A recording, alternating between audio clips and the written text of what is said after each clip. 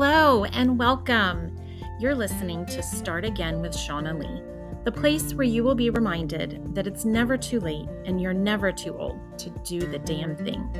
So stick around if you're ready to vibe higher and be inspired to chase your dreams. Together, we will uncover your soul's truest desires. Now, if you're ready, let's get started. Welcome back and hello. I'm not quite sure where this one is coming from today, but I feel compelled to share something that is pretty private. We are going deep, and I am opening up more than I ever expected to. And why? Because honestly, why the hell am I doing this podcast if it isn't going to be open, honest, real, and raw? So here's the thing. I am never going to be the one to say that I am more educated or experienced than another person. But what I can tell you is that I've learned way more from my lived human experience than I ever learned in a classroom. While this podcast is meant to inspire you to do the damn thing, whatever that is, and convince you that you're never too old and it's never too late to get started, what I also aim to show you is that sometimes life just sucks. And oftentimes, our start again moments come after loss that feels crippling and heartbreak that seems like it won't ever end. When we feel beat down, lost, and broken, those are the moments when we have to wail, cry it out, and feel all the feelings. We grieve the loss and feel the pain. And then we take a breath. We find ways to let it go, discover how to release the hurt, and then take one step forward toward an unknown future that might, just might, be better than we could have planned for ourselves. Now, it's no secret that I've been divorced 3 times. In fact, I've written a whole book about it, sharing my experiences in a way that will hopefully help others to pick up the pieces of a shattered dream that is an ended marriage and begin the process of rebuilding their life. I aim to inspire, encourage, and provide some tactical guidance in that book. And I have said it before, and it bears repeating, but this really is the prettiest divorce book you'll ever read.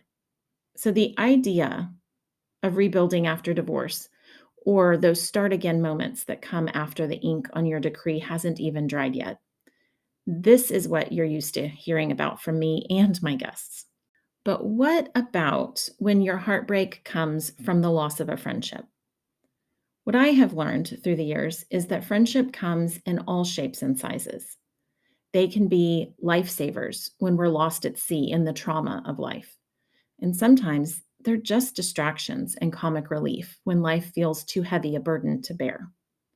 They can be slow and long-lasting, or fast and furious, like that boyfriend in high school who likes to do it like a jackrabbit. Yeah, friendships have a way of providing what we need when we need it. Now, you may have heard this saying, and I feel the truth of it now more than ever. People come into your life for a lifetime, a reason, or a season.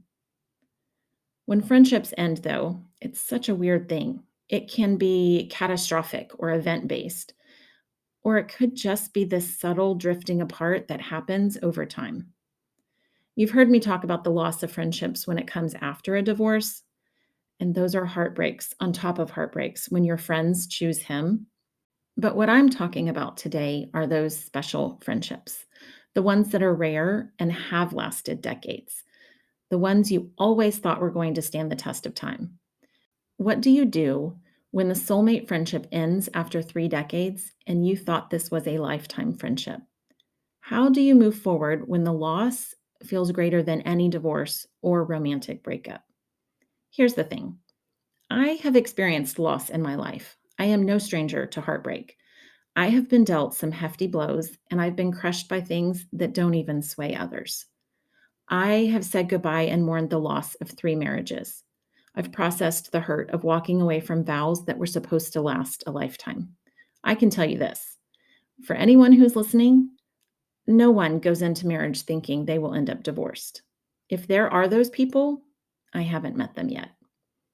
People may say they had doubts or suspected it might not work out. They may admit that they got married for the wrong reasons. But in my experience, most people intend for their marriage to last. So each and every one that does not holds a loss to be mourned. Now, I have also experienced the kind of grief that comes from actual death, the death of a loved one that was tragic and unexpected. I've learned to move on when someone felt stolen by death. I have watched people I love suffer and die slowly. The grief that comes from death is unique and stands alone. Now, don't even get me started on the loss of our fur babies, these family members that we choose and we do not deserve. I could sob my way through an entire episode on why saying goodbye to my sweet Rocco nearly gutted me. And also, until that loss, I never really understood why people carried on when their pets died. I'll save you the melodrama, and if you care to know more about that experience, you can read all about it on my blog. I have been estranged from family, both by my choice and not, which is its own kind of fucked up loss. I mean, until you grieve the loss of a person as if they died when they are very much still alive, you know what I'm talking about. I have been ghosted by people who swore to remain loyal beyond the fact that their relationship to me by default meant that they would stay for the entirety of my lifetime. I have been let go from jobs that I loved. I have been relieved of my duties from roles that I didn't really like. I have experienced failure and defeat on repeat my entire life, as I'm sure you can relate. That's the thing about this life. It's full of ups and downs, and we are here for all of it, not just the good parts. But this most recent loss is one that I have held close to my chest and I haven't spoken about very much, even in my close circle. When I've been asked, I would just say, "Oh, I'm giving her space," or "I don't really know what happened." Of course, I had my guesses, but that's all. I smoothed it over in conversations for two very specific reasons. One, it simply hurt more than I cared to admit, and I knew if I talked about it too much, even now, I still break down in tears. And you can know this about me. I hate for other people to see me cry. And if you have seen me cry, you are in my very tight, very close inner circle. This is not a vulnerability that I share with just anyone. Of course, it's my own trauma response, and I realize I'm working through it.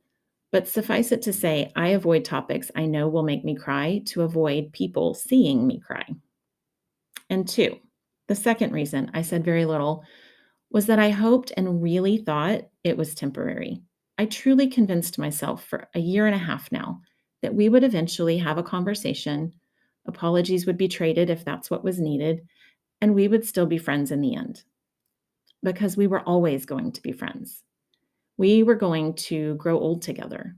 We were going to be at the weddings of our children because we were there for their births. I never saw a reality or a future in which she and I were not friends. We were simply going to always be the best of friends until we weren't. And I'm still not certain why. Only here's the thing. People change, people get hurt, and people get to make their own choices. And as much as I would love to have what we women always cling to when a relationship of any kind ends, that infamous closure, the fact of the matter is that we don't always get what we want. I may just never know what happened to cause her to shut me out of her life. And despite my efforts to reach out, talk, and invite conversation, I have not found the answers I was looking for. I don't understand today any more than I did when she first left. But when I get a message back that says, "I don't know why you'd be surprised I unfriended you. We don't talk. We have no clue what's going on in each other's lives. We're not friends." To say I was heartbroken is an understatement. I cried for 2 days. My kids were worried. I actually thought I might be headed for the depths of depression again. I was just so sad. So what the fuck do you do with that? Here's what I will tell you. I lean on what I have learned and what I know to be true, and it is this.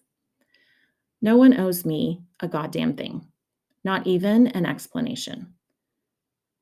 Also, what other people think of me is none of my business. I cannot control how other people act, what they say, or what they believe. And I also know that other people's perceptions have always had more to do with their own experiences than me.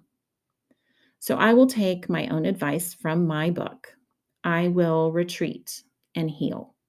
I will spend time to find myself and process my part of the end of that relationship. I will write letters I won't send. I will journal and meditate and let go. I will forgive. I will send love. I will do my part to learn from this experience and to figure out how I can show up better for my future relationships. So I will allow the space that's been created, this giant hole that exists now, to be filled in by the universe. I trust myself enough to know this. I can allow new friendships to form. I can allow myself to fill the gap by fulfilling my own needs. I heard it said one time that sometimes the universe removes people from your life when it heard conversations you didn't, saw things you couldn't, and made moves you wouldn't. That last part is the part that really stings. I would have never chosen to not be friends. So if our contract was up, if our friendship has served its purpose, then yes, absolutely, it had to be ended for me because I never would have done that myself, even if I thought it was the best for both of us. So here's the thing.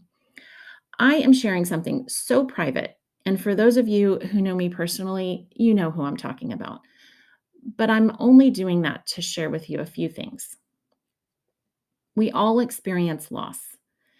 Friendships end even when we don't want them to. And people get to leave you, remove themselves from your life with or without an explanation. The question is, what are you going to do about it? So put on a sad movie, cry, feel the loss, process the pain. But then get the fuck up, put on your big girl panties, and move on. Count your blessings. Revel in the friendships you have today. Be grateful for the love you are surrounded with and learn your lesson. Take those learnings, add it to the notches in your experience belt, and be a better person because of the experience. Part of how I do that is through meditation. So I will meditate to ground myself in the reality I'm choosing. I will use meditation to foster forgiveness. I will meditate to send her love. I will meditate to generate the feelings of love and respect and support that I want to feel. I'll meditate to make myself feel whole again. Now, my personal favorite advice to give when someone essentially ghosts you is this. If they don't tell you, you cannot know. So when that date that you thought went well never reaches out again, you can't know why. When your friend of 30 years leaves without so much as an explanation, you can't know why. When your sister cuts you out of her life for bullshit reasons, you cannot convince her to think otherwise. You will kill yourself trying to figure out why, what they thought, or what the motivation was. The fact of the matter is this. If someone won't talk to you, you can't possibly know what they are thinking. So, make it up. Pick the story that makes you feel the best. Choose a new reason that seems logical in your mind that you can get behind, and one that makes you feel good. Because honestly, if you don't know the truth, make up one that leaves you feeling better. So, my new story is this. We had amazing friendship that lasted 3 decades. We started from the same place and we ended up going in different directions. Our friendship served its purpose. I can let her go with grace and love. Now, if given the chance to speak to my ex best friend, who has somehow now become someone I used to know, I will say this. I love you. I always have, and I always will. I am so eternally grateful for all the years of friendship that we shared. There are moments that I know I would not have survived had you not been by my side. I am so thankful for those and all the happy memories, smiles, and laughs we shared in between. I miss you, but I wish you well. I hope you receive all the love you deserve. I hope you find the happiness you seek, and I want nothing but the best for you. And for you, my listeners, thank you for indulging my story today.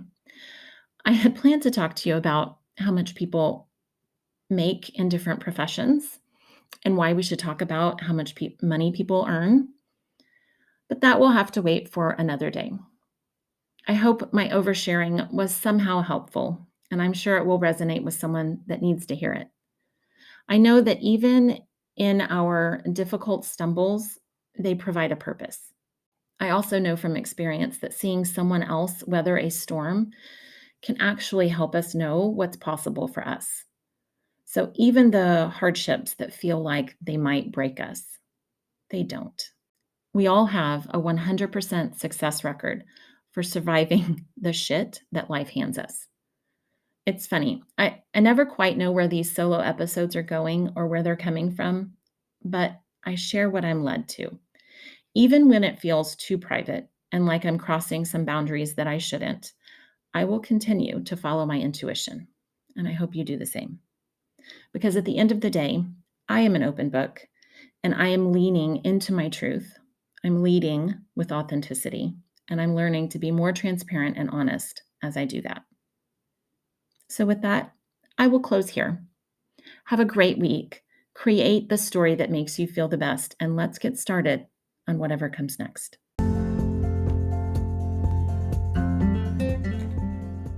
Are you ready to start meditating, but don't know where to start? Join me for the next 7 days, and I'll walk you through all you need to get started. My free email challenge will have you meditating in just 1 week.